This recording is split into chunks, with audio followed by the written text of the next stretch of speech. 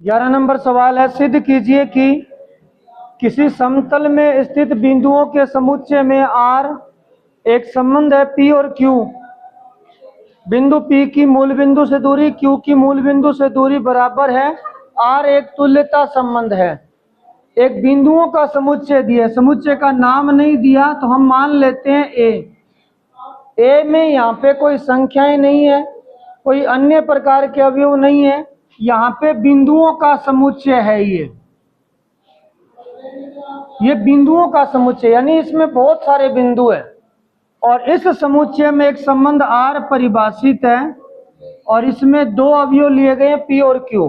तो ये ध्यान रहे पी और क्यू यहाँ पे दो बिंदु हैं। इस सवाल में सिर्फ बिंदुओं की बात होगी क्योंकि समुच्चय में केवल बिंदु ही दिए हैं। तो यहाँ पे जो दो पी और क्यू है वो बिंदु है और इनमें संबंध कब स्थापित होता है, जब पी की मूल बिंदु से दूरी क्यू की मूल बिंदु से दूरी बराबर हो, ऐसा सवाल में बोला है। तो मूल बिंदु मान लेते हैं ओ है, तो इसका मतलब ओ पी और ओ क्यू दूरी बराबर होनी चाहिए। मान लो ये मूल बिंदु है, अगर इस पे यहाँ पी है यहाँ क्यू है, अगर इन दोनों की मूल बिंदु से दूरी बराबर है ओ पी और ओ क्यू, तो इनमें वो संबंध स्थापित होगा, आर अदरवाइज नहीं होगा। ये इस तरह का संबंध है। यानी आप अगर अंतरिक्ष में कोई दो बिंदु लेवा तो उनमें संबंध आर कब माना जाएगा, जब उन दोनों की मूल बिंदु से दूरी बराबर रहे। समझ गए आप लोग। अगर मैं आपसे उल्टा क्रॉस क्वेश्चन करूं कि जैसे पी और क्यू आपस में संबंधित है, तो अगर यहाँ पे एक बिंदु आर है, ये कब संबंधित होगा पी और क्यू से, जब आर की दूरी भी ओ से उतनी हो जितनी पी और क्यू की है, तब ये संबंधित हो जाएंगे। समझ गए, ये तो संबंध है। अब इसे तुल्यता संबंध साबित करना है और तुल्यता संबंध का मतलब ये होता है समतुल्य, सममित और संक्रामक तीनों हो। तो सबसे पहले समतुल्य की बात करते हैं। तो समतुल्य में एक ही एलिमेंट लेना होता है पी और वो हम लेंगे समुच्चय ए से। अब समतुल्य में खुद का संबंध खुद से होना होता है, इसका मतलब पी का पी से संबंध होना चाहिए। अब पी का पी से संबंध कब होगा बताओ, जब पी की मूल बिंदु से दूरी दूसरे पी की मूल बिंदु से दूरी बराबर हो।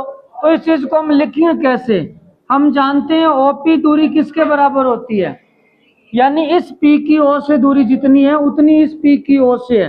तो इसका मतलब ये हो गया कि पी पी बिलोंग टू किस में करेगा, क्यू की जगह पी लेना है और आपको पहले रीजन लिखना, अगर यहाँ पी होगा तो ओपी बराबर ओपी। ये होता है क्या वास्तव में ओपी बराबर ओपी, होता है ना ये, इसीलिए हमने पी का रिलेशन पी से दिखा दिया।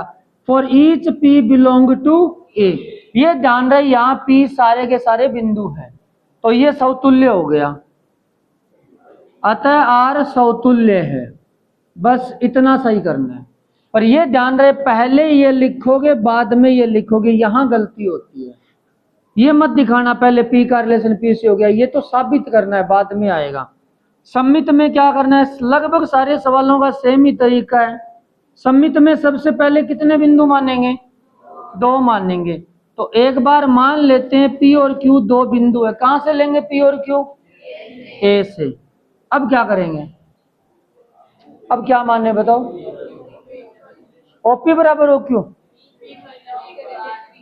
सम्मित की परिभाषा क्या है, सम्मित की परिभाषा ए का रिलेशन बी से हो तो बी का ए से। तो पहले ए का रिलेशन बी से वो तो मान के चलो, या ए बी हमने लिए नहीं, पी क्यू लिए, तो पी क्यू का रिलेशन मान के चलो। तो हम लोग मानेंगे, मानना पी क्यू बिलोंग करता है आर में। ऐसे शुरुआत करनी, बस यही तो इंपॉर्टेंट बात है इन सवालों में। शुरुआत कैसे करनी है, साबित क्या करना है, कैसे लिखना है। P Q belong to R का क्या मतलब है, ये लिखा पड़ा ओ पी बराबर ओ क्यू। क्या ओ पी बराबर ओ क्यू को ओ क्यू बराबर ओ पी लिखा जा सकता है, अगर ओ क्यू बराबर ओ पी है इसका मतलब क्यू पी किस में बिलोंग करेगा, और ईच लिख देना पी क्यू बिलोंग टू ए, अतः आर सम्मित है। इस तरीके से लिखना है। लिखने का तरीका महत्वपूर्ण है, करने वाला इसमें कौन से, हम यहाँ पे बहुत मेहनत वाला काम कर रहे हैं, कुछ खास तो इसमें है नहीं, बस इंपॉर्टेंट लिखने का तरीका ही है। और लिखने का तरीका पहले लिख के देखो, देख कर, उसके बाद बिना देखे ट्राई करना। अगर डायरेक्ट बिना देखे करोगे ना तो तुम गलत ट्रैक पकड़ लोगे, फिर वो गलत लिखना सीख जाओगे। इसलिए बेहतर ये पहले देख के लिखो, उसके बाद बिना देखे। अब संक्रामक में 3 अवयव लेंगे, तो सबसे पहले 3 अवयव P, Q और R बिलोंग टू A। संक्रामक में क्या माना जाता है स्टार्टिंग में? सबसे पहले लिखेंगे PQ बिलोंग टू R,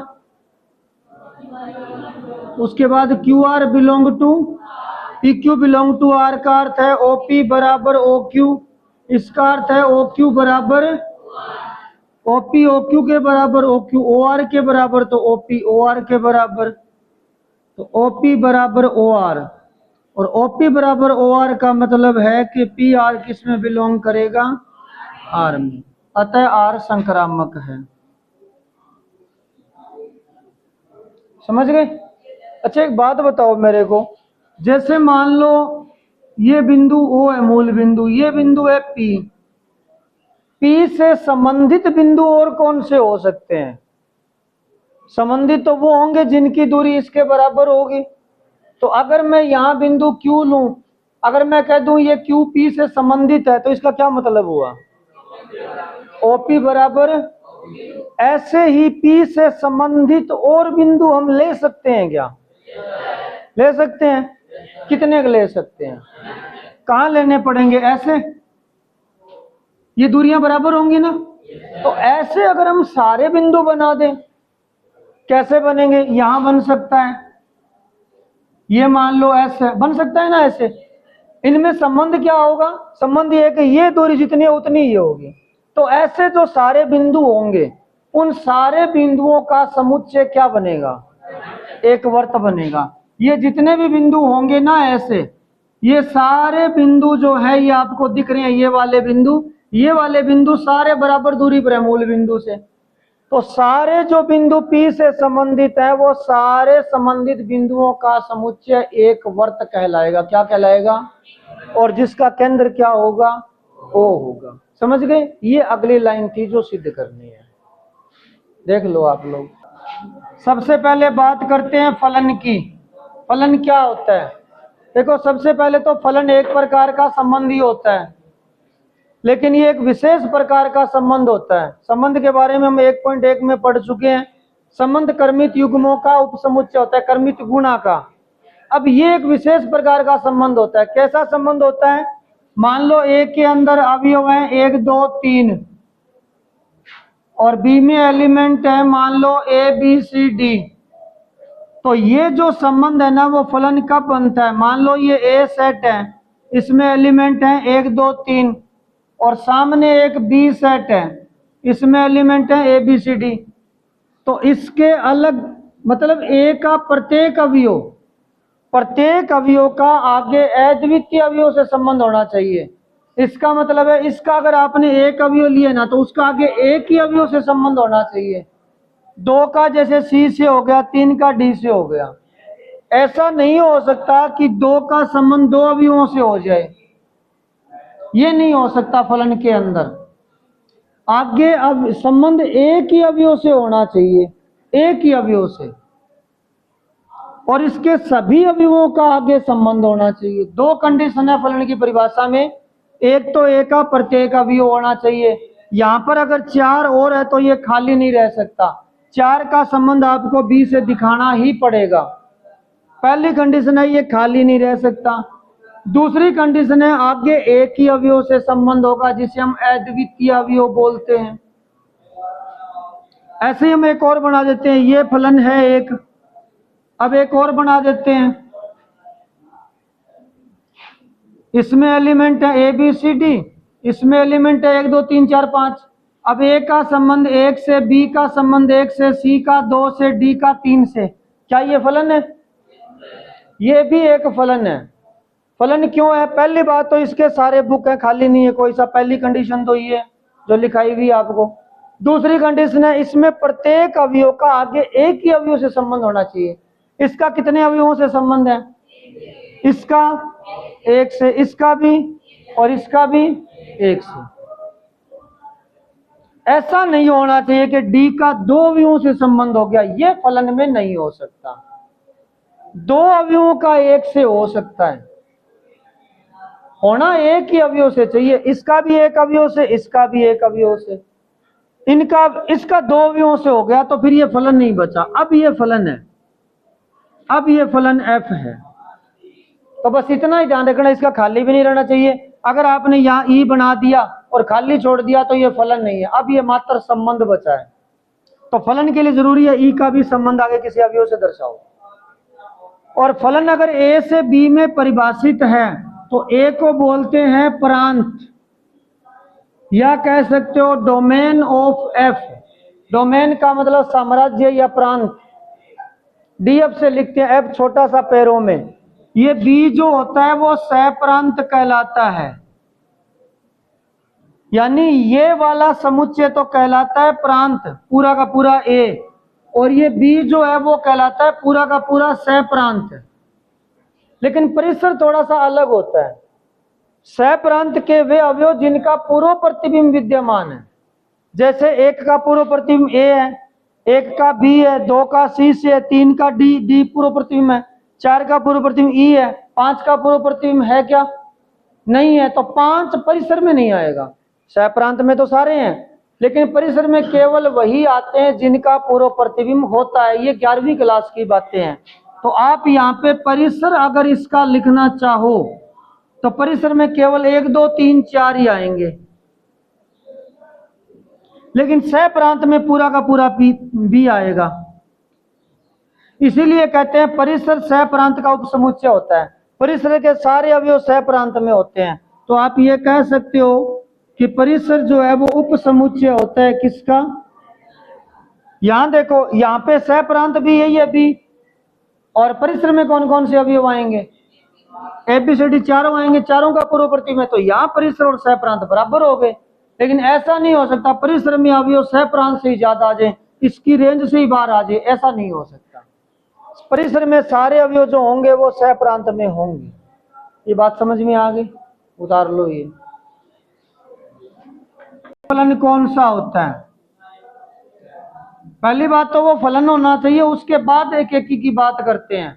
तो अगर कोई फलन एफ ए से बी में परिभाषित है तो इसमें साफ लिखा हुआ है ए के अलग अलग अवयवों का अलग अलग प्रतिबिंब होना चाहिए। जैसे यहाँ पे अगर 1 2 3 4 लिखा हुआ है और इधर लिखा हुआ है A B C D E, एक का संबंध ए से, दो का सी से, तीन का बी से, चार का डी से, पांच का ई से, अलग अलग अवयव हैं, सबका अलग अलग प्रतिबिंब है। तो ऐसा फलन एक एक की फलन कहलाता है। अगर यहाँ पे एक और अवयव है 6 और उसका संबंध आपने ई से दिखा दिया, पहले तो बताओ ये फलन है क्या? अब ये एक एक की नहीं बचा, क्योंकि दो अवयव अलग अलग थे 5 और 6, लेकिन दोनों का प्रतिबिंब एक ही हो गया ई, तो ये बहु एक एक की हो गया। जो एक एक की नहीं होता वो बहु एक एक की होता है। ये बहु एक एक की फलन बन गया। अगर आपको इसको एक एक की बनाना है तो यहाँ एक एलिमेंट और लिखो है, फिर उसका एफ से संबंध दर्शा दो, डी ई का 6 का एफ से दर्शा दो। अब ये एक एक की फलन है। तो एक एक की फलन में क्या होता है? अलग अलग अवयवों का प्रतिबिंब अलग अलग आता है। अब हम कुछ उदाहरण लेते हैं एक एक की फलनों के। फॉर एग्जाम्पल, फलन एफ एक्स बराबर में है एक्स स्क्वायर, और फलन f जो है n से n में परिभाषित है। n इसका प्रांत है। सोच समझ के जवाब देना। ये प्रांत है, ये सहप्रांत है। अब ये हमेशा प्रांत से रखे जाते हैं कि सहप्रांत से? तो प्रांत से इसमें अवयव रखना है, और आपको ये देखना है हर बार उत्तर अलग आ रहा है या सेम भी आ सकता है। इसमें रखो n से मान और उत्तर बताओ सेम आएगा या अलग अलग आएगा? पहले 1 रखेंगे 1 आएगा, 2 रखेंगे तो 3 का संबंध है 9 से, 4 का प्रतिबिंब है। 3 बातें बोल दी मैंने। एक जगह बोला संबंध, एक जगह बोला प्रतिबिंब, और एक जगह क्या बोला? संबंध। एक का संबंध किससे होगा? एक का प्रतिबिंब क्या होगा? 3 रखने से मान क्या आएगा? 3 रखने से 9 आएगा। 2 रखने से 4 आएगा, 1 रखने से 1 आएगा। इसका मतलब 1 का संबंध 1 से, 2 का 4 से, 3 का 9 से। अलग अलग हो रहा है ना, कभी सेम हो सकता है? नहीं हो सकता। इसका मतलब ये फलन एक एक ही है। अब फलन का प्रांत और सह प्रांत चेंज कर देते हैं, जड से जड कर दिया, फलन यही है, प्रांत सह प्रांत चेंज कर दिया। अब बताओ अलग अलग अवयवों का प्रतिबिंब अलग अलग आएगा क्या?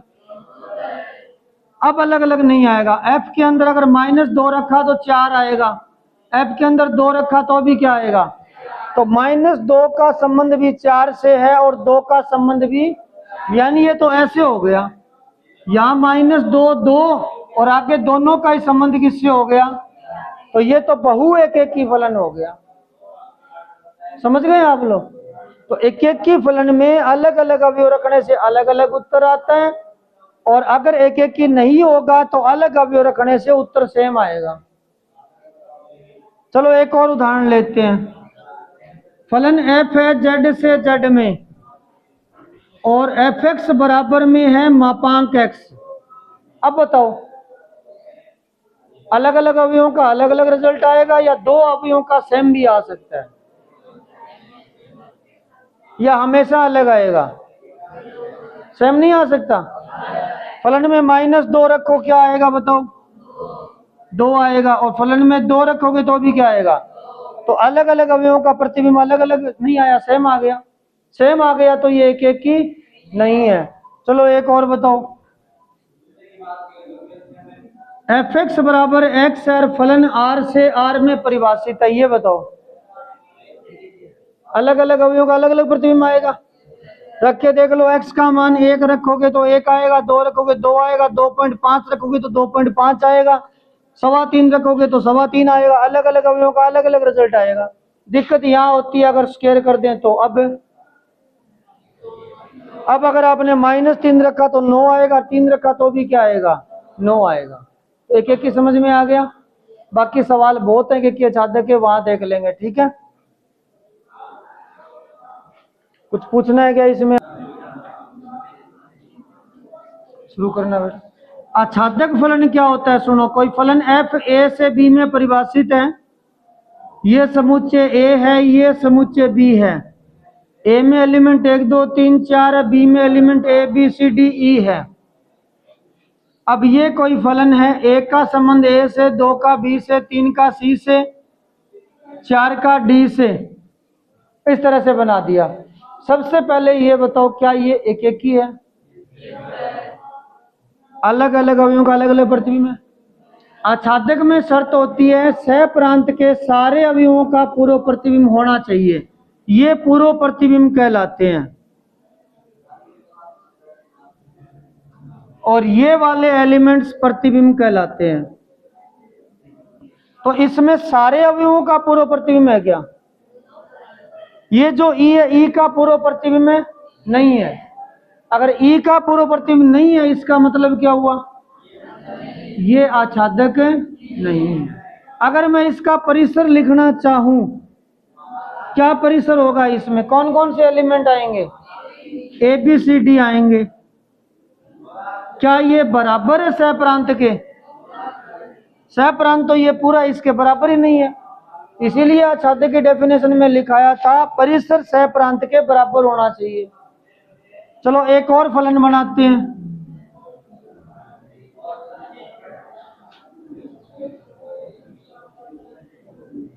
ए का 1 से, बी का 2 से, सी का 3 से, डी का 3 से, ई का 4 से। पहले बताओ ये फलन है क्या? एक एक ही है। आच्छादक है? आच्छादक है ये फलन, क्योंकि सारे अवयवों का पूर्व प्रतिबिंब है। और ई में तो डबल फायदा होगा, तो 2 पूर्व प्रतिबिंब है, तो आच्छादक तो ये है। आच्छादक में इतना सा देखना है, इस साइड कुछ नहीं देखना। आच्छादक में इतना ही देखना है, क्या इस सह प्रांत के सारे अवयवों बुक है क्या? सबका पूर्व प्रतिबिंब है क्या? इतना सा ही देखना होता है। समझ गए आप लोग? चलो अब एक उदाहरण से बात करते हैं, तब समझ में आएगा। फलन है r से r में, या चलो लिख देते हैं, फलन f है आपका z से z में, और fx बराबर मापांक x है। जेड से जेड में, जेड होता है पूर्णांक, जेड पूर्णांक होता है। अब बताओ ये आच्छादक है क्या? आच्छादक में क्या देखना होता है?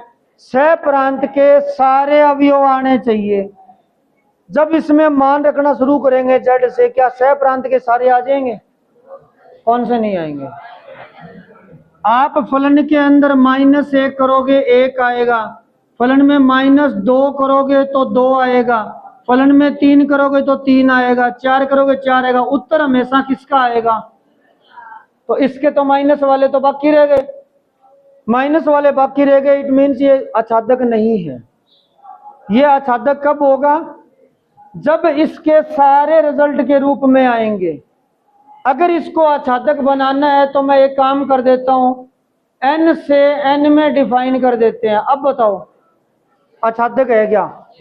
आपको इतना ही देखना है, अवयव इंगा टेकना है, उत्तर इंगा सारा आवेगे, इंगा सारा आज आगे नरा। n का मान 1, n के अंदर 1 होता है, 2 होता है, 3 होता है, 4 होता है, सारा आवेगे, सारा आवे तो आच्छादक है। बस इतना ही डिक्लेयर करना है। समझ में आ गई बात? कौन आई? बढ़िया बात है। तो बस इतना ही है ये।